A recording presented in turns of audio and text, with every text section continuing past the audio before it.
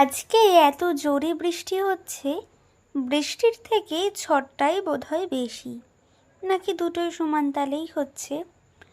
আমি আর মা ছাদে যেতেই দেখি সমুদ্রের মতো ঢেউ উঠছে আমাদের এই মোড়ের মাথাটায়। দেখে মনে হচ্ছে সত্যিই সমুদ্রের ঢেউ যাচ্ছে। আর এতটাই ঝড় হচ্ছিল আমাদের এখানে যে তোমরা একটু ভালো করে শুনলেই শুনতে পাবে। পবনদেবকে শান্ত করার জন্য কয়েকজন দেখো শঙ্খ বাজাচ্ছিল।